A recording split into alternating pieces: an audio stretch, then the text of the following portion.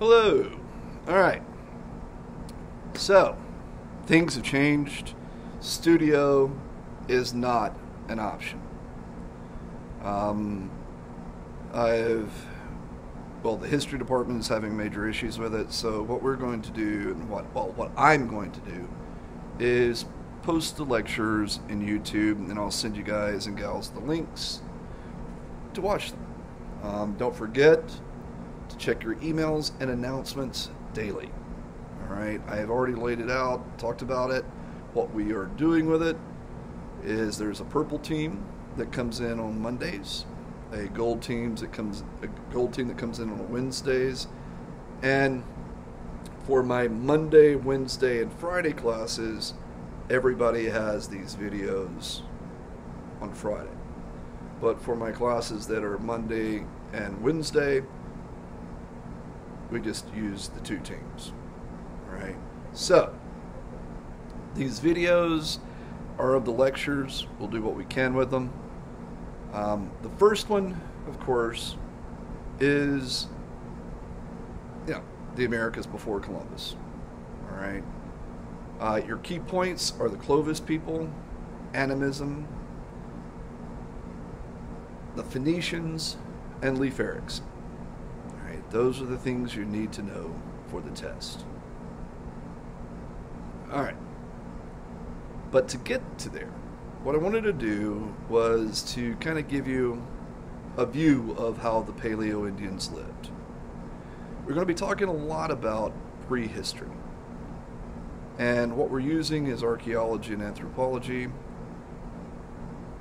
to kind of give you guys and gals an idea of what life was like and a glimpse into the past. All right. To begin with, I want to show you some pictures. Don't forget, hopefully you have printed or using your device with the PowerPoint so you can take your notes on the key points and not write everything down. All right. First thing I want to show you guys a picture of is this guy. That is the American mastodon. That is the American elephant. As you can see, he's hairy. Kind of looks like a velveteen elephant. This is one of the species that we're going to focus on and talk about. Another one, of course, is something that most people have heard of. That, of course, is the woolly mammoth. This is its big brother, about 2.5 times the size of the last one. Also, we have the glyphodont. This is the ancient ancestor of, as you probably would guess, the armadillo. This thing is the size of a subcompact car. It's roughly the size of the modern VW Bug. Another one for you is the giant bison, which you see on that side, and his modern counterpoint right there, which is the bison or buffalo. The one over here was the ancient ancestor and is more than twice the size. All right, another one of the animals the natives hunted was the giant sloth. The giant sloth is well over 8 tons, and when it stands on its back feet, 20 feet tall. This thing literally ate trees. This was one of the other massive animals from this time frame. Another one to look at is this old chap. This is a dire wolf. These were the Paleo Indians' main counterpoints and competition. This thing is roughly about 5 feet in length and about 180 to 190 pounds. The alphas were bigger. Like I said, these were our main competition. Another one for you guys to look at is the giant beaver. All right. This thing was about 8 feet in length, about 200 pounds. If you've ever seen The Princess Bride, This is definitely a rodent of unusual size. All right. This guy was everywhere there was water in the east of North America, from Hudson Bay down to the Gulf. This guy was everywhere. Also, I want to get to our last one. As far as animals go, this is the giant short-faced bear. As you can tell by those legs and the size of this thing, when it was standing on all four, it was at least 6 feet high. And this thing is built very, very differently from modern bears. This is like the perfectly genetically engineered athlete, and then put that athlete on steroids. This was the apex predator of North America. So, what I did with all this is I wanted to give you guys and gals a little look at the animals that our ancient ancestors hunted, right? And this leads us into to talk about the Clovis people, which is your first key point. All right. The Clovis people, more than likely, this group. Let's work on this.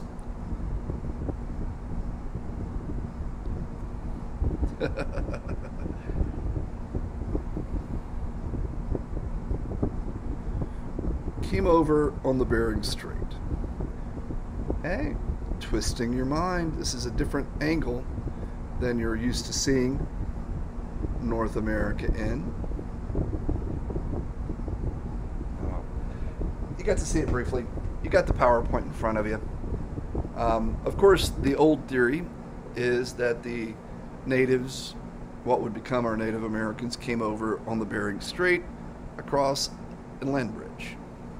This land bridge, of course, is made of ice, and the traditional story is these Asiatic nomadic hunters filtered over following their game. Looking at that picture, one of the things I want you to notice is all of that green, which covers basically almost all of Canada. That was a glacier, a very high glacier that was insurmountable. All right. There are only certain times in the Ice Age that this thing would melt enough to create corridors for people to go through and animals to go through. And at the time we're focusing on with what would become known as the Clovis people, right around 10,000 to 13,000 years ago, you have these channels that open up. All right. With this, they filter through. This is the traditional story. All right. With this, these are the ones that filter down into America and give us those Clovis points, give us the stories of the Paleo Indians, which we'll get into here in a second. Before we get into these ancient natives, these ancient people, what I want to do is kind of give you a background. All right. Early on, one of the things that's important to remember is throughout the 20th century, we have been pushing back the dates of when we think Homo sapiens, sapien, ourselves, our group, our species, first arrived on these continents, on the American continents. And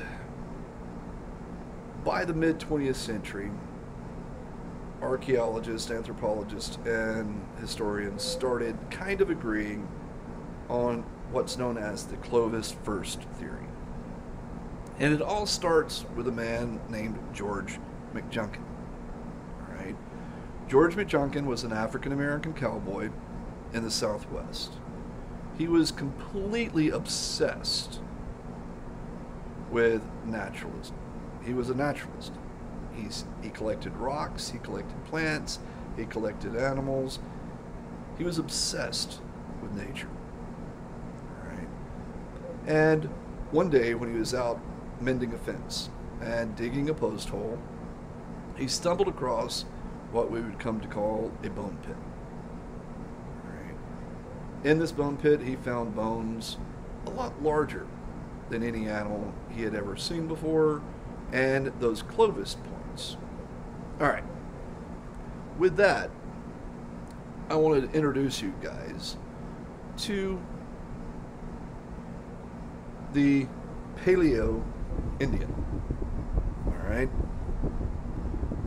There he is. You can see him wrapped in his furs which is a wrong spear. But if you look right there, you can see the Clovis point and the Clovis spear. These spears were very different. These are not like javelins. These are not throwing spears. These are things meant to be thrust, not thrown. The Clovis point was large and very sharp and very durable. This was a thrusting spear. As you can see by the picture, you would thrust, put it in, pull back, pop another one in, go again. Humans hunted in parties, in groups, and they would use this tactic to take down these extremely large animals. Along with the Clovis point and spear, they had a tool bag, and you can see the picture of it right there. All right? It didn't matter if you were a man, woman, or child, you would be equipped with that bag. All right? With that, in that bag, you would have an antler awl, which was used to poke holes in most things. You would have bone needles. You would have a hammerstone, short knives. You would have scrapers. You would have more fluted spear points. This was something that all of these men and women carried, and children.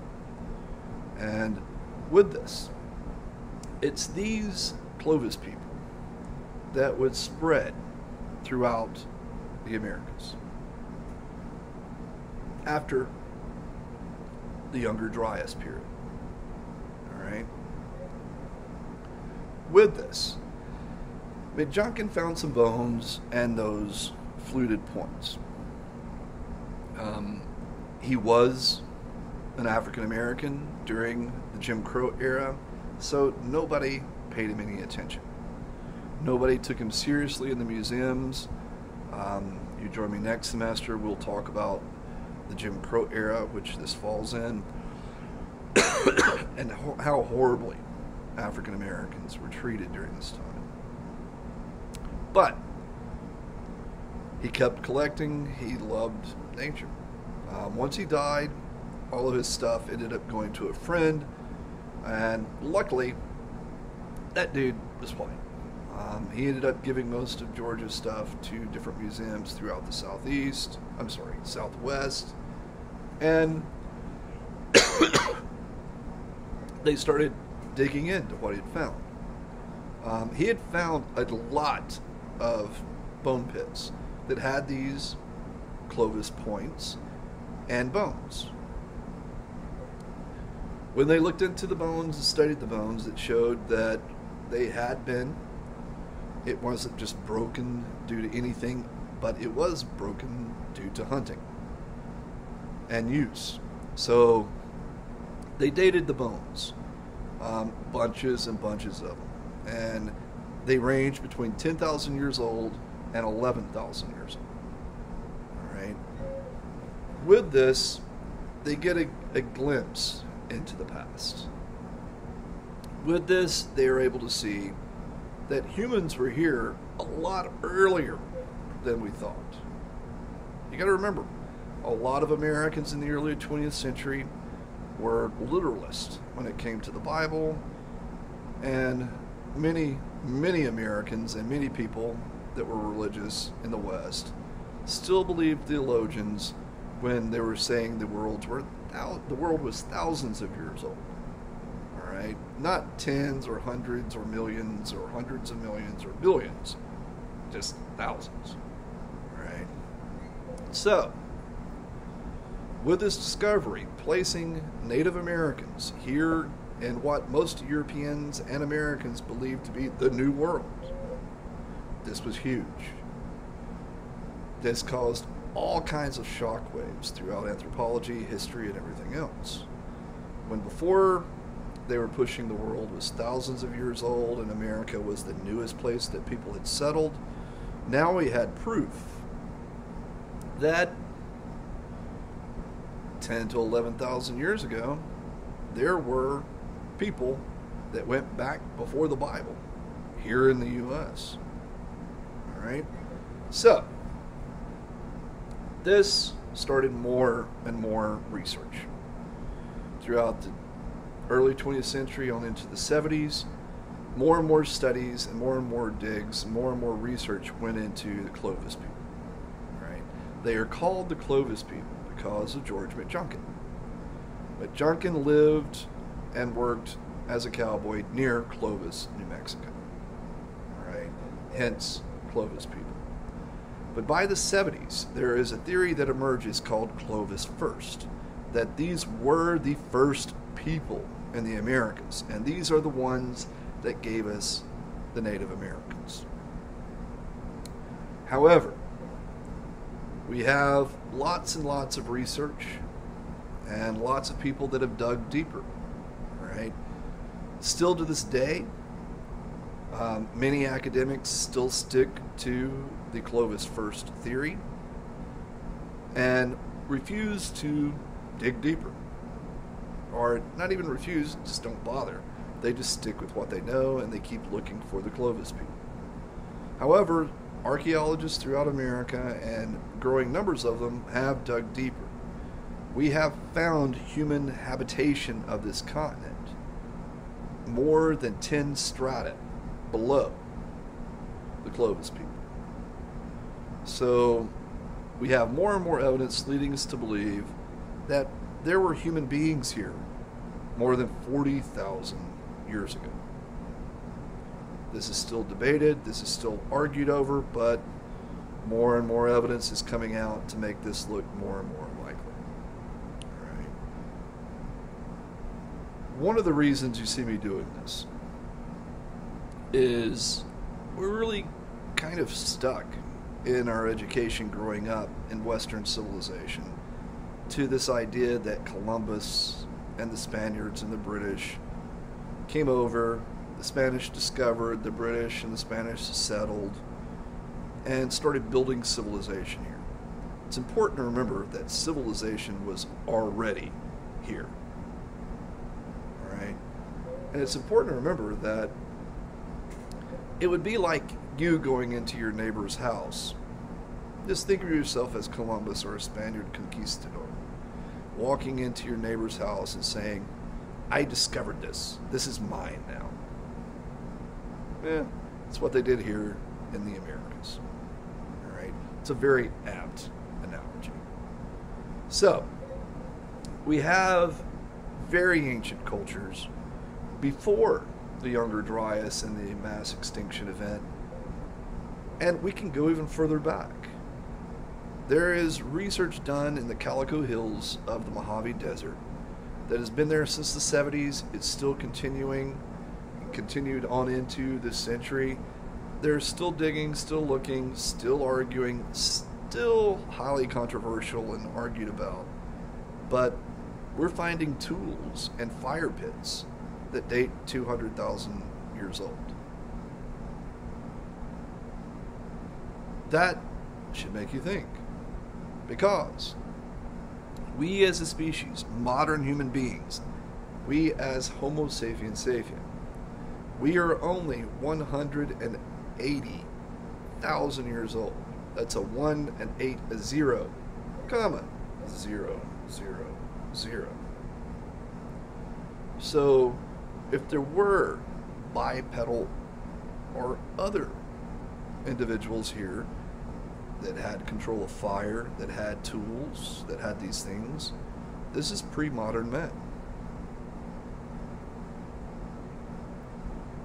What have we missed? This leads me to one of my favorite new things that it's really going to help us open up and find so many new things with anthropology, archaeology, history. It's LiDAR. We have this ability to shoot laser beams down into the earth and around the earth to dig in, not literally, but with this map, what's down there. Not too long ago, an expert was given the opportunity to do this in Egypt, just for a quick reference, to test it out. They found numerous cities buried in the deserts. They found more than 800 more pyramids buried. We know exactly where they are. We know what everything looks like. We have the complete layout. This is going to be a revolution in archaeology. We can lay it all out. We can go create minimal damage to the environment and minimal damage to what we're excavating to find and see. This is going to be huge, a huge glimpse into our very ancient past. So, we've got all kinds of things that have happened, that are going on, that disappeared. It's important to remember, nature takes things over and takes it back very quickly. It would not take more than 100 years for New York to disappear into the wilderness. And nobody knew it was there. So, things to think about, all right? The paleo natives were small, these Clovis people, due to the technological revolution of the Clovis Point, became extremely effective hunters. With having a bountiful food supply, their numbers grew and grew. They spread throughout the Americas. Another thing to remember is, remember the map.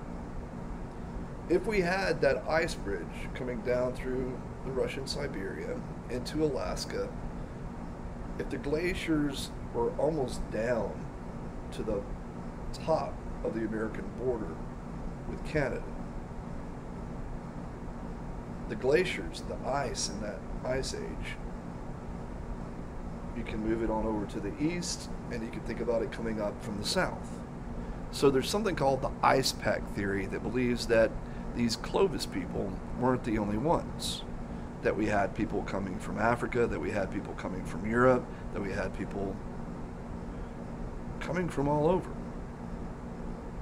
With genetic testing and DNA, with genetics moving forward like we have had, we found out that Native Americans have a varied family tree, so to speak. In the East Coast, you see Clovis people and the Europeans mixed. Down in South America, you see Asian, African, and these Clovis people. On the East Coast, you see Asian mixed in with these Asiatic hunters that came long before. The Native Americans that we know of, the Cherokee, the Choctaw, the Cheyenne, the Fox, the Sioux, the Iroquois, all of these people were very genetically diverse. So, we have the Clovis people, right? We have Americans. And more than likely, the ancestors of the modern tribes. But we also have people here a lot longer before that. All right. Next thing I want to get into is that in the CE time frame, moving over from BCE to CE. That's one of the modern nomenclatures it's one of the nomenclatures used, that CE is current era, BCE is before Common Era. Some use that instead of BC and AD. All right. We have different collections and different groups of people. All right. Some of the pictures I want to show you guys. One is right here. All right. If you look at this one, in that middle area, you saw it. That was the Anasazi. All right. The Anasazi lived in the Chaco River Valley. They were a very large group of Native Americans. They built cities. You can see right here a picture of one. It is kind of shaped. You can see it's kind of shaped like a horseshoe with an open side towards water. All right. Some of these cities housed tens of thousands, some of them possibly, and more likely from evidence, hundreds of thousands of people. All right. You have the Anasazi in the southwest. Over in the east, you have the Mississippian culture. Up and down the Mississippi River from the very north of the Midwest down into the Gulf of Mexico, and on the major tributaries around it, you have the Mississippian culture creating a large civilization, using the river as trade, using the river to join together. All of these civilizations, these massive empires, are around when London, when Paris, when all of these places in Europe were tiny, minuscule places that weren't any bigger than a town in Alabama. All right. But by the time the Spaniards and British came to settle in the 14, 15, 1600s, those civilizations were gone. The natives had left the idea of large-scale civilization and had moved in, willingly or unwillingly, we don't know, into tribal life. That's where we get the Chickasaw, Choctaw, Sac, Fox, Sioux, Cheyenne, Iroquois, most of the American tribes. So, by the time of the Europeans, the natives had settled into these small tribal lives. However, one of the things that is shared by the natives throughout most of their history is this native religion. We refer to it nowadays as animism, right? It doesn't have a church, a physical church. It doesn't have a Bible, hymnals, anything like that. It is a way of life. All right. Animism is a Greek word that means anima, means spirit, essence. With this sounds very Lion King, circle of life. But what it is they believed everything had this essence, everything had spirit. From the rocks to the dirt, to the trees, to the grass, to the rivers, the plants, the crops, the animals, the sun, the wind, the cloud, everything had this essence. All right?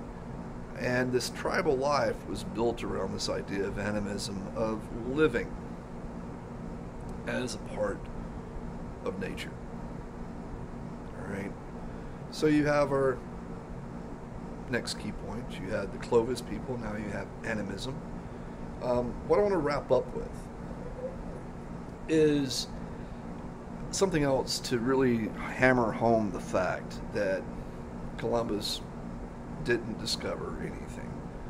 that the Spaniards and the British weren't first in anything. As far as discovering the New World, this was not a new world. It was as old as everywhere else. All right. But our next key point I really want to mention, and it's a very important thing to mention, and it's the Phoenicians. The Phoenicians you've probably heard of at some point in your life. You may not know where, but they're extremely important. Along with giving us the color purple, minting some of the first coins, the wheel, aqueducts, irrigation. They were some of the first Westerners to sail around the world. Not only that, they give us our alphabet. Modern writing in the West comes from these people. The Greeks would take it, add in a few more letters, and bing, bang, boom, with a few adaptations, we have our modern alphabet. All right. So we have the Phoenicians. These are what are considered to be the city folk of the Sumerians, some of the major players that settled in the Middle East between the Tigris and Euphrates rivers, and would spread civilization throughout the West. According to Western folklore, this is the birthplace, this is the cradle of Western civilization. But what I want to focus on, other than giving you the brief highlight reel of a major group, is that these were seafarers. They were some of the first that we know of that circumnavigated the globe. All right, we have proof of them in all over the place. The one I want to mention, and is on your lecture, is the Parabia stone at the mouth of the Amazon. So one of the things that's important to know is that these guys were world travelers. They were taking goods everywhere and buying and selling and trading all over the globe. 2000 BCE, probably before. Also, another one that's important to remember and to focus on is China. We have anchor stones in LA Harbor. We also have Shuhai. It's this ancient Chinese monk that came over from the Chinese government with Chinese merchants that wrote about North and South America. Drew maps, wrote about it, and gave vivid maps and descriptions of what he saw here. 2,500 BCE.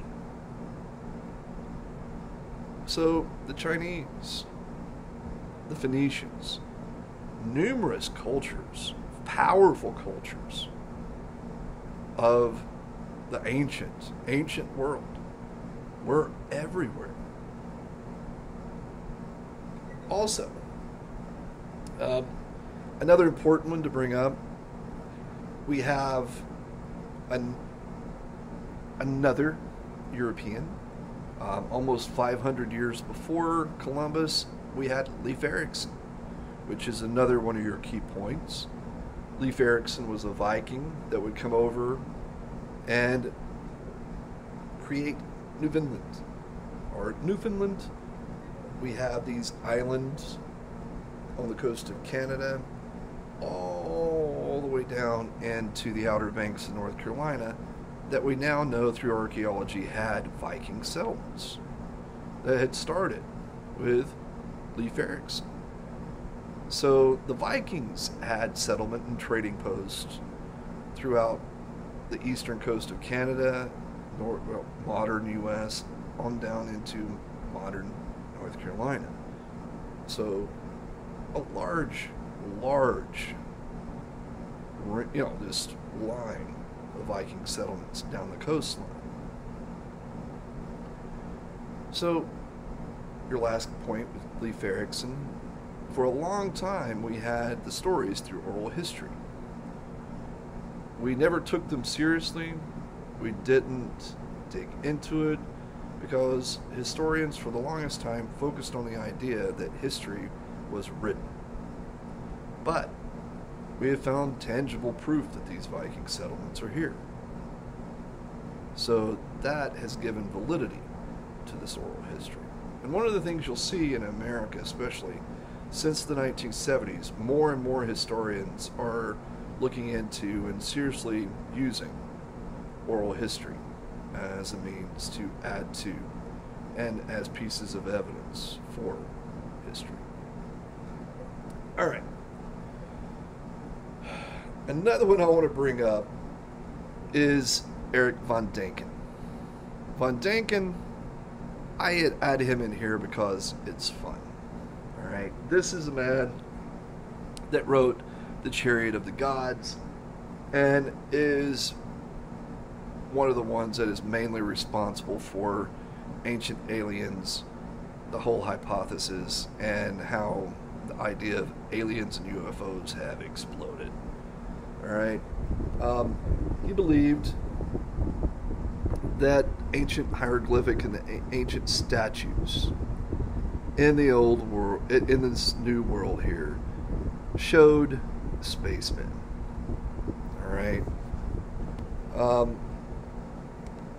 All kinds of ideas have been added to this, but the basic principle is that aliens came down from the heavens, gods came down from the heavens, and ushered us into becoming the genius beings that we are today. All right. So you've got von Däniken. For the most part, he's never been taken really seriously in academic circles. A little too much than real research. All right. So, what I really wanted to do was to show you all how far back things go that we can kind of just get a little glimpse of, right? Just a small glimpse into the past. And to really, push the fact that Columbus wasn't first. The Spanish, the British, these people that settled and called this place a new world, it was their perfect little Garden of Eden that they would take and make their own. It's not how it worked. All right. So, the next thing I'm going to post that is going to be for the Wednesday lecture is Along Came a Columbus. Hopefully you get the little joke there. All right. So, don't forget, Purple Team is on Mondays. Gold Teams are on Wednesdays. And these lectures are up, and I will be sending them out for everybody to use. Everybody have a good night, and good luck.